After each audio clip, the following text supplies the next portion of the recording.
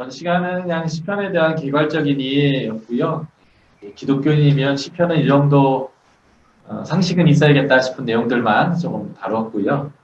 자, 지금부터는 시편이 어떤 메시지를 담고 있는지에 대해서 너무너무 어마어마하게 많지만 신구약 성경의 총체지만 중요한 거 몇 가지만 저희가 살펴보면서 동시에 그 시편의 장르들에 대한 내용들을 간단히 좀 살펴보려고 합니다.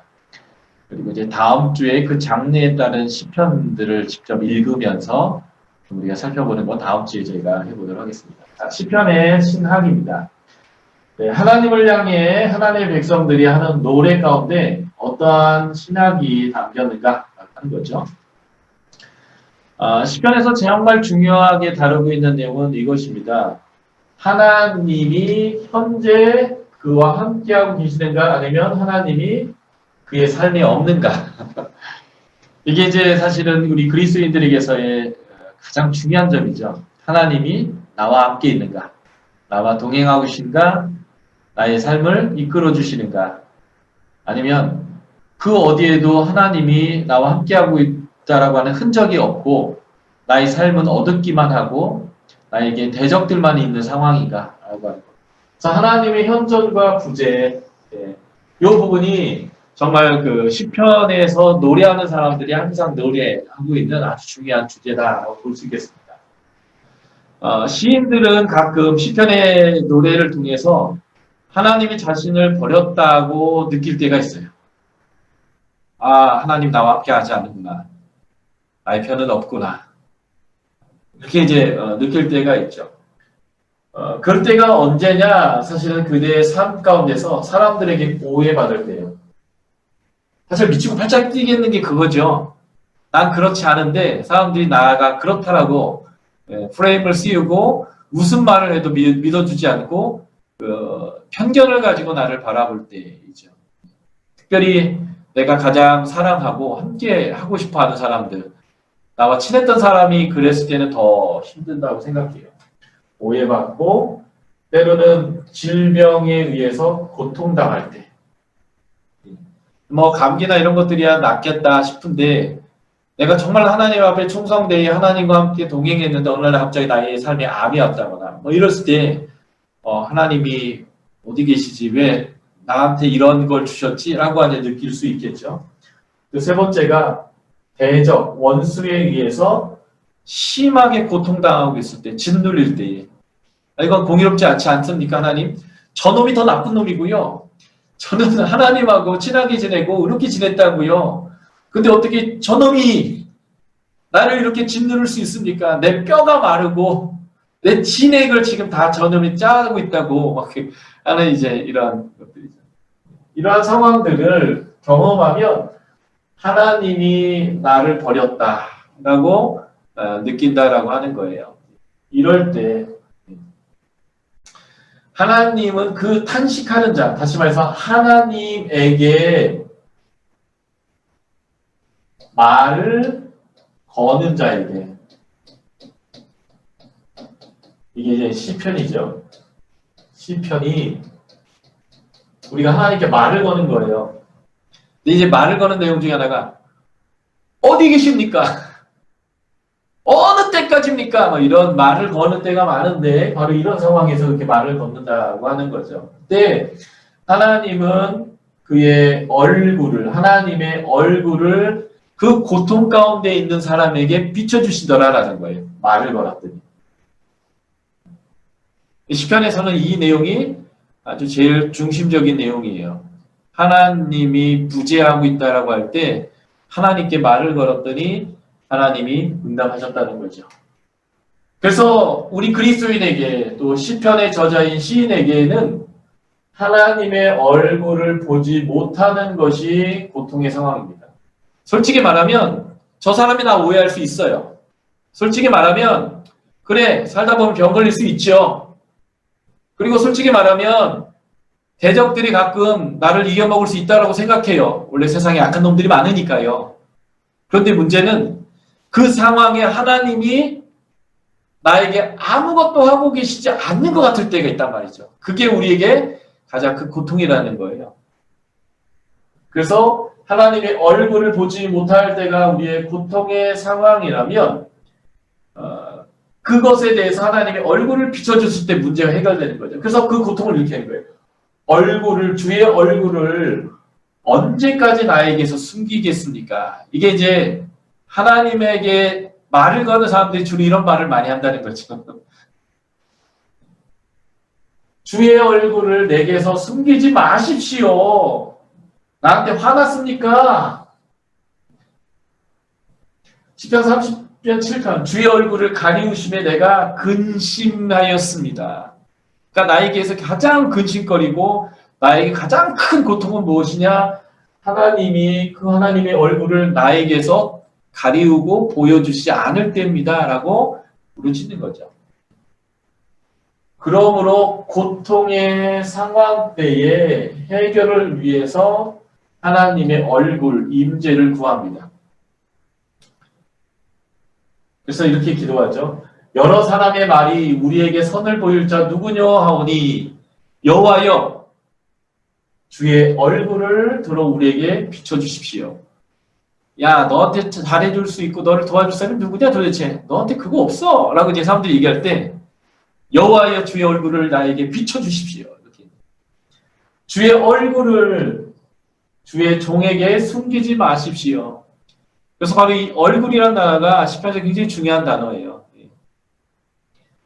내가 힘들 때 그냥 하나님이 잼을 냈다 하나 이렇게 던져주는 거.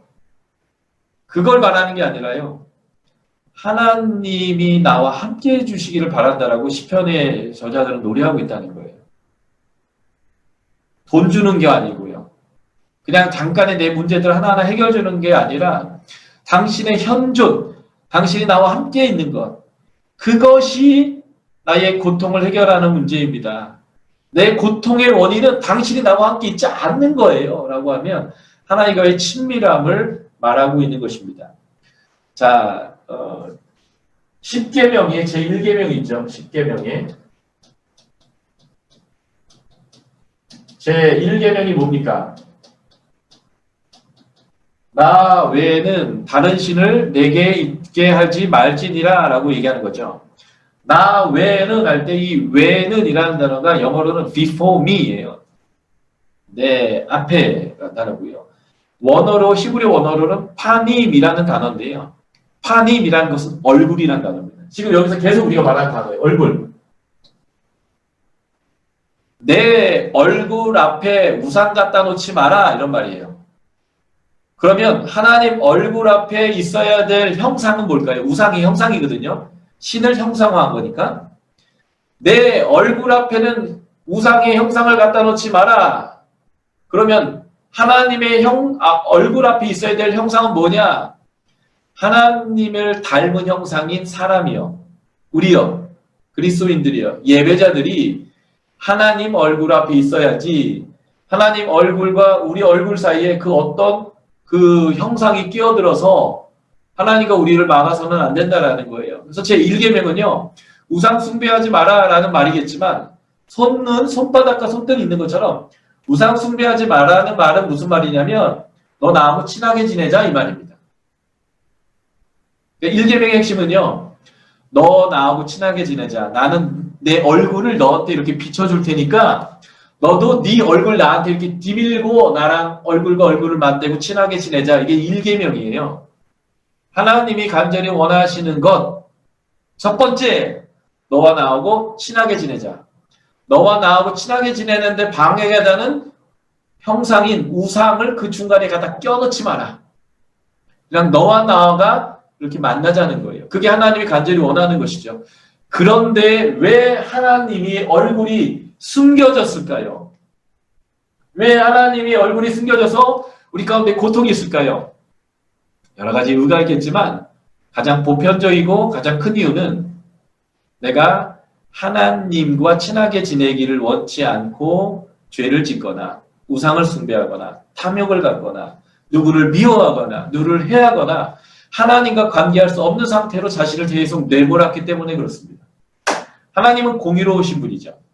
죄는 묵과할 수 없어요. 그래서 우리가 계속 그렇게 행동했을 때 하나님의 공의의 성품으로는 우리의 모가지를 떡 부러져갖고 죽여야 됩니다. 이놈 새끼들 정말 내가 참을 수 없겠어. 그럴 때 하나님이 우리를 확 죽여버리고 싶지만 하나님의 사랑이 동하잖아요. 그래서 우리를 죽일 수 없잖아요. 그래서 하나님 어떻게 할까요? 우리에게 얼굴을 비치지 않고 돌려버리시는 거예요. 그러면 우리 뭐라고 해야 돼요? 하나님 어디 계십니까? 왜 내 편 되지 않습니까? 라고 우리가 부르짖는 경우가 상당히 많다라는 거예요. 그런데 재밌는 것은 그럴 때 하나님이 우리에게 얼굴을 비춰주시고 우리에게 말씀하시고 우리와 관계를 하나님이 먼저 풀어주시더라는 거예요. 그게 십자가 아니겠습니까? 우리가 죄를 회개하고 우리가 잘못했다고 해서 예수님이 십자가 지러 오셨습니까? 아니요. 무슨 잘못을 했는지 몰라요. 잘못했다고도 안 해요. 그래서 우리가 고통스러워요. 다 지옥 가요, 죽으면. 현생의 삶에서도 소망이 없어요. 그러니까 누가 못 견뎌요? 사랑의 하나님이 못 견뎌서 아이고 내가 가서 확 죽어버리지. 그래서 내가 쟤들하고 친하게 지내는 방법을 길을 내가 열어야지 쟤들이 뭐 할 수 있겠니? 하고 오시기 십자가잖아요. 그래서 우리가 우리 하나님을 높이는 거죠. 그래서 나온 게 바로 이것입니다. 단식이라는 거죠. 하나님 어디 계십니까? 언제까지 우리에게서 얼굴을 숨기시려고 하십니까? 하나님 도와주세요. 적들이 나를 짓이기고 있습니다. 내가 질병으로 고통하고 있습니다. 하나님 내가 너무너무 고통 가운데 놓여 있습니다라고 하나님께 말을 거는 찬양이 있어요. 이게 바로 탄식시입니다. 탄식시는 하나님의 부재를 느낄 때에 그때가 하나님을 경험할 수 있는 때임을 말하는 거예요. 우리가 부르짖기 시작하니까 하나님의 얼굴을 구하기 시작하니까 하나님이 그 얼굴을 우리에게 비춰주시더라. 그것을 보여주는 게 바로 탄식시입니다. 탄식시가요. 시편 중에서 거의 40%가 탄식시예요. 그만큼 우리의 삶에서 여러 가지 이유로 인해서 대부분 죄이기도 하지만 하나님의 부재를 우리는 느껴요. 늘 경험합니다. 그럴 때 우리는 너무 고통스러운 거죠. 그럴 때 딴 데, 허탄한 데 가서 그 무해결점을 찾는 사람들이 있어요. 점집 찾아가고요. 다른 우상을 섬기고요. 영향력 있는 사람 가서 내가 너의 꼬봉이 되어줄 테니까 제발 나 좀 어떻게 좀 도와줘. 뭐 이렇게 사람을 의지하기도 하고요. 아니면 자기의 방법을 해결하기 위해서 사기를 치거나 거짓말을 하거나 나보다 약한 사람의 등을 쳐먹거나 하는 일들로 우리의 죄악을 향해서 계속 달려간다고요. 그런데요. 하나님의 사람은 그렇게 반응하지 않아요. 나의 문제의 근원은 당신에게 있다고 하나님께 나아가는 거예요. 실제는 나의 문제지만 그래서 탄식시는 하나님의 부재를 느낄 때 그때가 하나님에게 경험할 때다라는 것을 시편 저자들 우리에게 말해주는 게 탄식시예요. 그런데 우리는 그럴 때 해결함을 받는다는 거죠. 그래서 탄식시가 시편이 굉장히 많은데 individual lamen트라고 해서 개인적인 탄식시가 있습니다. 시편 1권부터 5권까지 이런 개인의 탄식시들이 가득하지요. 그만큼 우리의 삶에서 탄식할 일이 많다는 거고요. 그래서 탄식할 일이 많을 때마다 이 시편은 나의 시가 돼서 하나님께 주의 얼굴을 구하는 시가 되겠다라는 것입니다. 또 하나의 탄식시는 공동체 탄식시예요. 민족의 고통을 경험했을 때 하나님께 공동체 전체가 하나님께 회개하며 나아가는 시죠. 주로 586년에 멸망을 경험할 때 또는 바벨론에서 포로로 끌려가서 지나가서 고생할 때 이럴 때 이런 탄식시들이 많이 부려지게 됩니다. 그래서 전쟁의 포로가 되고 적국의 위협과 원수들이 나를 무고하게 해서 민족적인 어려움들이 이제 고난의 성격으로 있을 때 이런 탄식들이 이루어지게 되고 이런 시편들이 공동체적 탄식시인데 요 3권에 5개가 연속이 있다고 얘기했죠. 이 3권이 언제 편집됐다고 했어요? 586년 이후에 편집됐는데 바로 이러한 국가적 고난의 때에 공동체적으로 하나님께 나아가는 탄식이 되어야 한다는 거예요. 우리나라에 지금 어려운 시간들 계속 보내고 있잖아요. 코로나뿐만 아니라 정치적으로든 모든 면에서 이 양극화가 이루어지고 있고, 교회 안에서도 그래서 그 정치적인 양극화의 영향으로 또 교회 안에서도 양극화가 일어나서 깊은 고를, 태극기 부대가 있는가 하면 촛불 부대가 있고 이런 거 안에서 깊은 고를 하고 있는데, 그럴 때 우리가 무엇이 옳다라고 얘기할 때가 아니에요.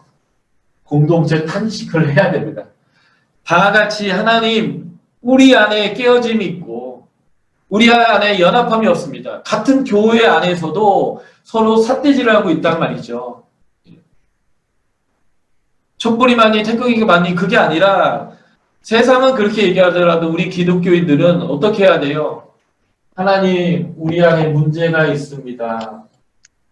당신의 얼굴을 우리에게 비춰주십시오. 우리 교회 공동체에 비춰주십시오. 그래서 우리가 태극기를 선택할 거냐 촛불을 선택할 거냐의 문제가 아니라, 하나님으로부터 오는 지혜가 무엇인지 우리에게 말씀하여 주십시오. 그래서 우리가 연합되어 하나님의 나라의 백성으로서 반응하게 해달라는 이런 공동체적인 탄식이 있어야 되는데, 하나님의 얼굴을 구하기라기보다는 내 진영에 서서 내가 맞지요 하나님, 내 편 되어 주세요. 그래서 이렇게 적어요. 내가 원하는 목록들을 이렇게 적어주고 당신이 이걸 이루어달라고 그렇게. 아니요. 지금의 상황에 대한 탄식을 하면서 하나님의 얼굴을 구하고 주님의 답에 우리가 맞춰야 되는데, 지금 문제가 심각하죠. 우리 안에도. 이 공동체 탄식시, 개인 탄식시, 고통의 때가 우리가 하나님을 만날 때입니다. 그러니까 지금은 위기의 시기지만 지금이 바로 우리가 하나님을 만날 수 있는 때이기도 하다는 거예요. 이게 탄식시가 우리에게 주는 지혜이고요. 그리고 1500년에 걸쳐서 지어졌던 이 탄식시들이 시편의 40% 이상을 차지하고 있다는 것은, 우리가 끊임없이 하나님의 현존 안에 거하고자 하는 그 불부진과 부르짐이 우리 신앙인의 삶 안에서 계속됐다는 것이고, 지금 그런 때에 우리가 동일하게 놓여 있다면 우리가 어떻게 반응해야 되는지도 우리가 이걸 통해서 발견하게 되겠다라는 거죠. 그래서 하나님의 얼굴을 보는 것은 축복이고 구원을 의미한다라고 시인들은 노래합니다.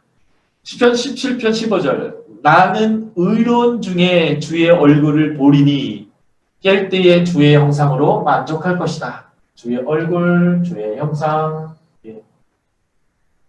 의로운 중에, 이게 바로 탄식하는 자가 의로운 거예요. 연서에 보시면 에스겔서 9장이죠. 에스겔이 4번의 묵시적 환상을 보는데 1장에서 한번 보고요. 7장에서 9장에서 보고, 그리고 이제 37장에서 보고 40장 이후에서 보는데, 이게 이제 두 번째 묵시적 환상이에요. 그가 무엇을 보았을까요? 성전에서 하나님이 구름마차를 타시고 성전 동쪽 문으로 나가서 예수님이 승천하셨던 그 승천산이 있죠. 그곳으로 나가버리시는 걸 봤어요. 하나님의 임재를 잃어버리는 걸 봤어요. 성전이.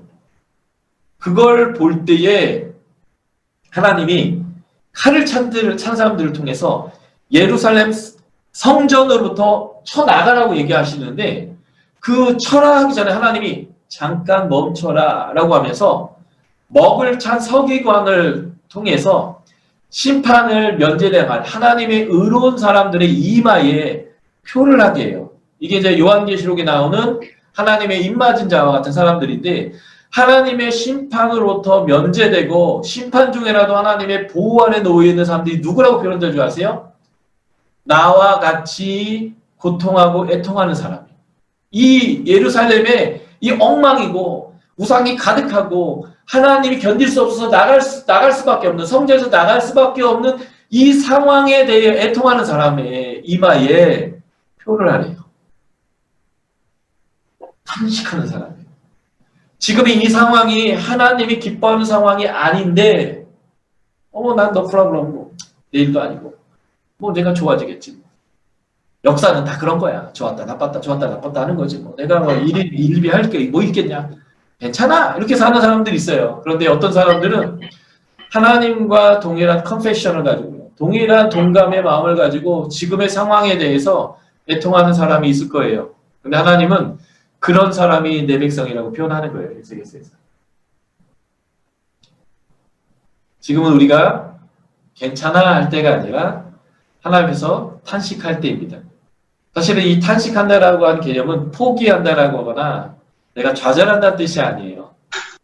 하나님의 얼굴을 구할 때 소망이 있고 답이 있고 해결점이 있고 하나님이 이 땅을 고칠 거다라고 하는 것에 대한 믿음이 있기 때문에 뭘 하는 거예요? 탄식하는 것입니다. 그러니까 탄식은요, 단순한 불평이 아닌 거예요. 하나님에 대한 절대적인 신뢰를 기반하기 때문에 하나님하고 싸우는 거예요. 사람하고 싸워 답이 안 나오는 거거든요.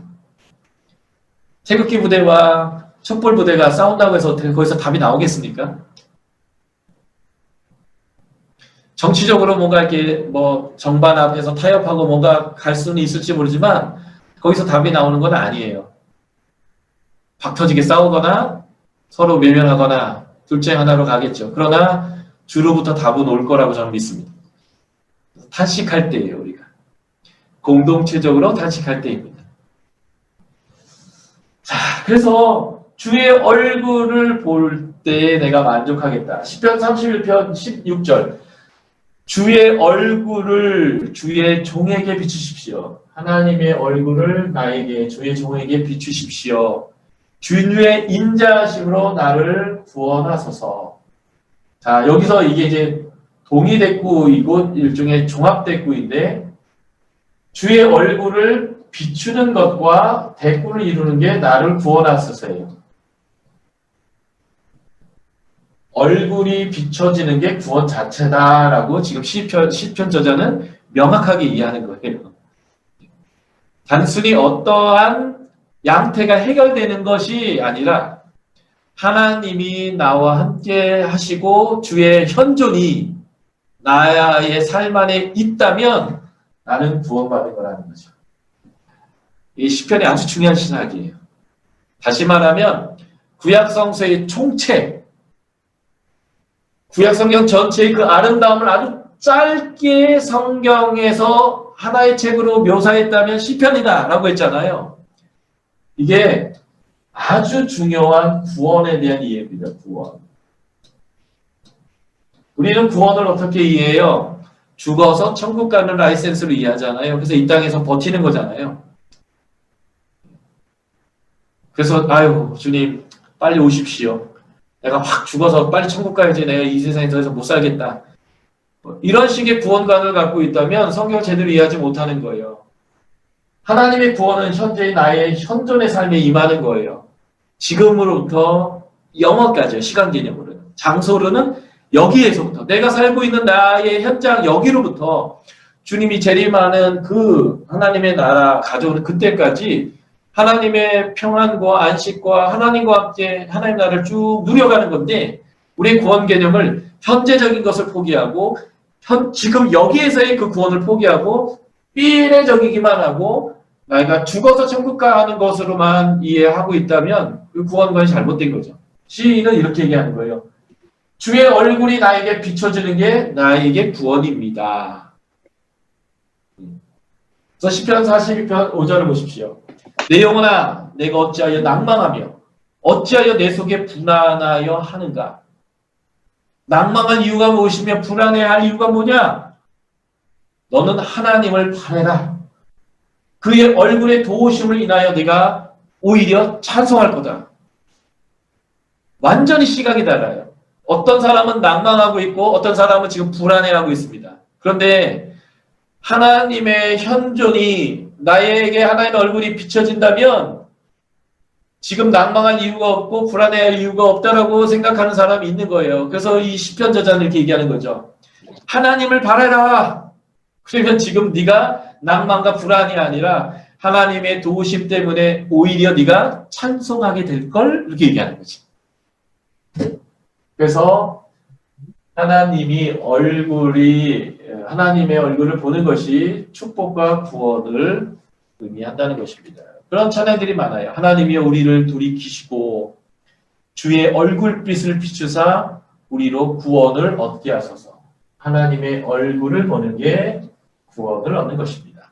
시편 80편 7절 만군의 하나님이여 우리를 돌이키시고 주의 얼굴을 비추사 우리의 구원을 얻게 하십시오.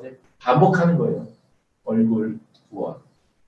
문제는 우리가 죄를 짓고 우리가 우상을 숭배하고 골로새서로 얘기하면 우상이 탐욕이죠. 우리가 탐욕, 탐심을 갖고 우리가 하나님 아닌 것을 의뢰하고 그래서 우리가 하나님의 얼굴을 못 본 거예요.